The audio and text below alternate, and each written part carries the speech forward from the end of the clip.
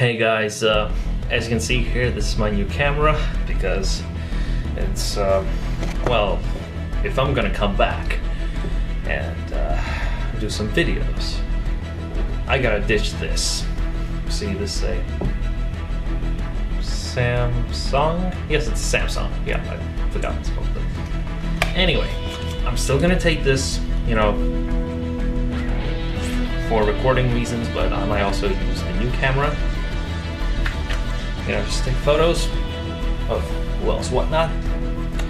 So, anyway, I am here to make a video on the things that I want to see in Spider-Man Homecoming and the things I don't want to see in the upcoming Spider-Man reboot. So here are the lists. What I really want to see are the new villains. And that's what I'm really excited about in Spider-Man Homecoming, is seeing new villains. The villains that we have not seen before, like Vulture, Shocker, or the Tinkerer. And judging by the little joke that Spider-Man made in Captain America Civil War, we might come to a realization that Spider-Man may have faced the Vulture before, so that would be really exciting to see. Those wings carbon fiber? This stuff coming out of you? That would explain the rigidity-flexibility ratio, which, gotta say, that's awesome. But instead of Vulture and Shocker and Tinkerer, I want to see more villains as the series go through. I want to see Mysterio, I want to see Craven, Chameleon, Scorpion, and if possible, Venom. Like, do Venom justice this time. But considering that this is a Sony movie, be warned, Spider-Man Homecoming is still a Sony movie. They still have the rights, okay? Be warned. It's still a Sony movie. Right. So yeah, I want to see more villains, and that's what I'm really excited about.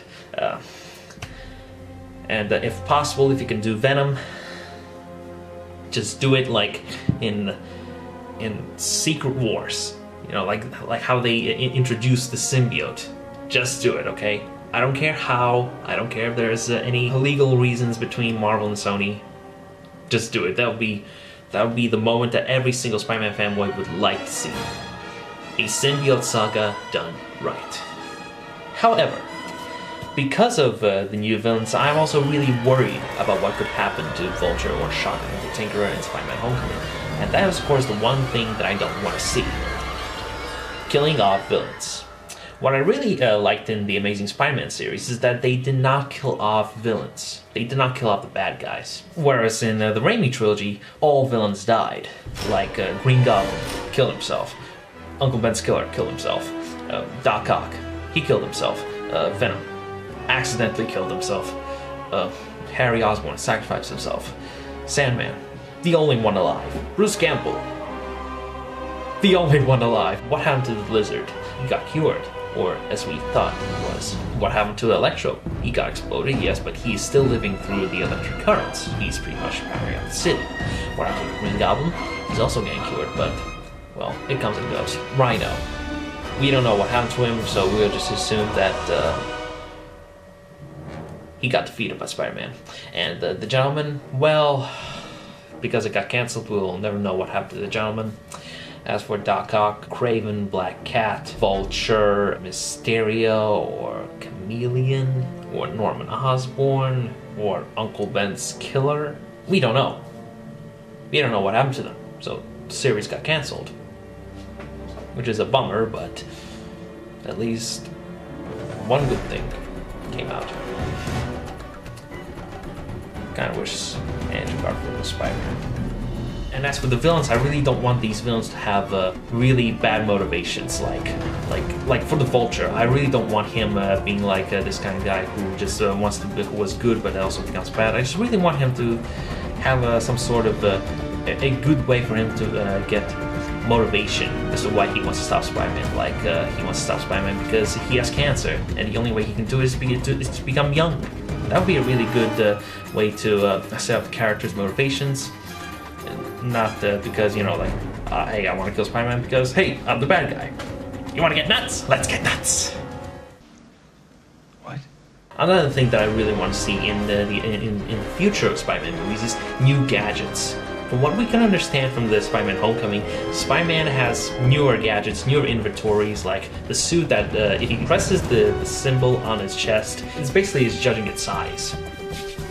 And that's what I really like about this newest suit. It's kind of like It's like the prototype suit was actually Spider-Man's first suit, while the newest suit that Tony Stark made for him is the Iron Spider suit, minus the tentacles. We understand that Spider-Man created his own web cartridges and his own web shooters, whereas Tony Stark basically upgraded him with different kinds of web shooters, and with a web shooter that can actually change what kind of weapon style he can shoot out of. But I'm pretty sure that this type of web shooter is going to be inspired by the concept of Spider-Man 4, where Peter Parker was going to have web shooters that have different kinds of cartridges, web dome or web gloves or web shards or web balls, whatever, whichever one you name it, he can make it. He also has the web wings, kind of like in the comic books, and a GPS tracking system that he has in his web shooters, where we have seen in Captain America Civil War, where he has the spider symbol, and it might also be something more than a spider symbol. What I really like to see, if possible, web trackers, you know, like web GPS tracking system, or an MP3 type of web shooters where you can listen into some police frequencies to the stations, or just listen into some music. But I'm really sure that Tony Stark's not going to go batshit crazy with his own ideas for Spider-Man to have in his inventories, like, I don't know, like a spider robot, or a spider slayer, or God forbid, the Spider-Mobile. And that also brings me up to the point where I don't want to see in Spider-Man Homecoming, and to the future of the Marvel Cinematic Universe. And that is, of course, make Tony Stark like Batman. What I'm trying to say is, what I can see from Captain America Civil War, Tony Stark just acted like Batman, while Spider-Man is pretty much Robin, the alive kind of one. What I don't like having Tony Stark is that I don't want him creating too much from his own ideas for Spider-Man to put in his gadgets or his inventories or spider belt. I just don't want him being like the real Spider-Man creator. Like, we understand that he created the Iron Spider suit, he upgraded his web cartridges and his web shooters a little bit, he added a little bit more modifications to it. I like that. Just don't make him being, you know, like he creates all those gadgets for him. Like, I would most rather have Spider-Man having his own ideas, have his own designs, and just give it to Tony Stark and just make it, okay? That would be okay with it. What I'm also really excited to see is that seeing the jokes in the Marvel Cinematic Universe. Sadly, with those kind of jokes, these jokes sometimes work and sometimes go a little bit forced, like in Captain America Civil War. Are you Tony's stank? We're still friends, right? Depends on how hard you hit me.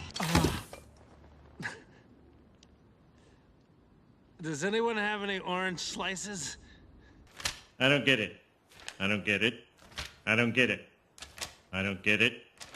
I don't get it. I don't want every single superhero to crack a joke every once in a while. Spider-Man, on the other hand, works. If you've seen in the previous films, in the Raimi trilogy or the Amazing Spider-Man series, you can see that Spider-Man can crack jokes. He's a really funny guy, and that would be really kind of funny. Maybe it could funny if you could do a dance sequence in the middle of the battle. Maybe a little bit forced, but that's Spider-Man. He's supposed to crack jokes. And jokes is something DC has got it right.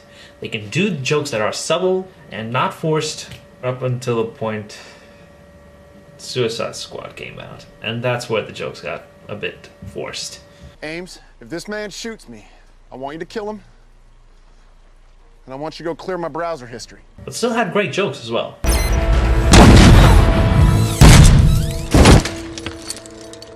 Now that's killer app. What I'm really excited to see is Spider-Man interacting with different characters in the Marvel Cinematic Universe, like Captain America. We've already seen Spider-Man fighting against Captain America, or Giant Man, or War Machine, and finally Tony Stark. That's what I want to see.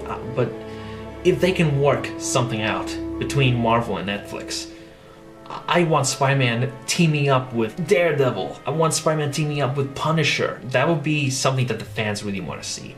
That would make the fans' dreams come true. We would go from the cartoons or the comics to the movies or to the TV shows. That would be kind of cool. But I also like to see Spider-Man talking with Phil Coulson or Ghost Rider. That would be really freaking awesome. And let's face it, Spider-Man Black Cat. This must happen. And now this also comes to the mind when it comes to the characters. I don't want them ruining the characters. And and considering that this is a Sony movie, I just... Wow. Well, like, I just cannot believe what they just done. What they did to Ned Leeds or Betty Brant. Like, I'm really happy with the casting of Tom Holland. I'm happy with the casting of Michael Keaton as the Vulture, Marissa Tomei as Aunt May. Like, these are really great casting choices. And Michelle Gonzalez and Liz Allen. These are great choices.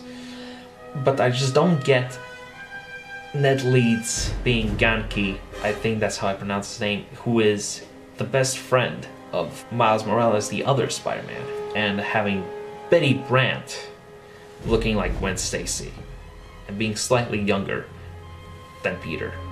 That's what really bothers me, because I think Betty Brant should have been older than Peter if she's gonna be dating people. I was hoping that the best friend in Spider-Man's life would be Harry Osborn. I'm pretty sure they couldn't afford David Mazouz because he was in Gotham. Same goes for Cameron Monaghan, but I think Cameron Monaghan would have been a great choice. Slightly older than Peter, but it could have worked. What I'm also really worried is that they might miscast characters that I want to see, like Black Cat, or Scorpion, or Doc Ock, or Norman Osborn, or the Rocket Racer for that matter. I just don't want the Marvel and Sony ruining these characters with a bunch of miscasting characters. I just don't want them. I just really hope that they can do justice, okay? I'm really hoping that Spider-Man Homecoming won't have those kind of problems, and that they learn from their mistakes from watching the other films, and so forth. And those are the things that I want to see and I don't want to see in the Spider-Man Homecoming and in the future in the Marvel Cinematic Universe. I really hope you enjoyed watching this video, and if you did not, then it's okay. I hope I can do better next time. And if you can just subscribe, like this video, and give it a thumbs up. Not like this video, yeah. And leave a comment down below if you want to see me doing other videos, like what kind of things that I want to see or I don't want to see, like just name it, okay? And I could probably do the video for you. So see ya.